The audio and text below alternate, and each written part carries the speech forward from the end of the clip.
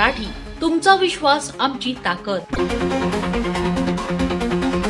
बुलढाण्यातील गाजत असलेल्या Anuradha engineering college प्रकरणात काँग्रेसचे माजी आमदार राहुल बोंद्रे यांच्या अडचणीत मोठी वाढ झालीय. मात्र गंभीर गुन्हे दाखल होऊनही राहुल बोंद्रे चक्क विधान भवन परिसरात मुक्तपणे वावरताना दिसल्याने आता तीव्र संताप व्यक्त होत आहे.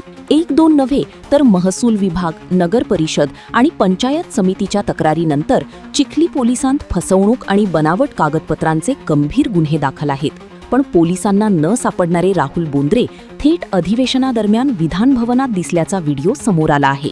त्यामुळे आता कायदा सर्वांसाठी सारखा आहे का, असा संतप्त सवाल जनता विचारताय. चिखली येथील रामकृष्ण परमहंस मौनी बाबा शिक्षण संस्थेच्या इंजिनिअरिंग आणि पॉलिटेक्निक महाविद्यालयासाठी कथित बनावट दस्तऐवज सादर करून शासनाची फसवणूक केल्याचा आरोप माजी आमदार राहुल बोंद्रे यांच्यावर आहे. बनावट दस्तऐवजांच्या आधारे शासनाची दिशाभूल करून महाविद्यालयासाठी परवानग्या मिळवल्याप्रकरणी संस्थेचे विश्वस्त राहुल बोंद्रे यांच्यासह संबंधितांविरुद्ध गंभीर स्वरूपाचे गुन्हे दाखल करण्यात आले आहेत. महसूल विभाग, नगर परिषद आणि पंचायत समितीच्या तक्रारीनंतर चिखली पोलीस ठाण्यात स्वतंत्र गुन्ह्यांची नोंद झाली आहे. मात्र गुन्हे दाखल होऊन अनेक दिवस उलटूनही कोणतीही अटक झालेली नाही. एकीकडे पोलीस तपास सुरू असल्याचा दावा केला जात असतानाच दुसरीकडे राहुल बोंद्रे अधिवेशन काळात विधान भवन परिसरात फिरत असल्याचा व्हिडिओ समोर आल्याने नागरिकांमध्ये चर्चासत्र रंगतीये. पोलिसांच्या हाती न लागणारे माजी आमदार थेट राज्याच्या सर्वोच्च सभागृहाच्या म्हणजेच विधान भवनाच्या परिसरात बिनधास्त फिरतात कसे?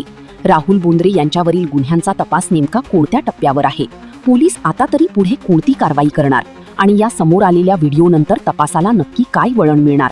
या सर्व प्रश्नांची उत्तरे येत्या काही दिवसात स्पष्ट होतीलच.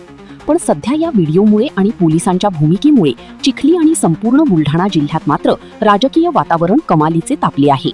अशाच ताज्या आणि वेगळ्या घडामोडींसाठी पाहत रहा लोकप्रिय मराठी न्यूज.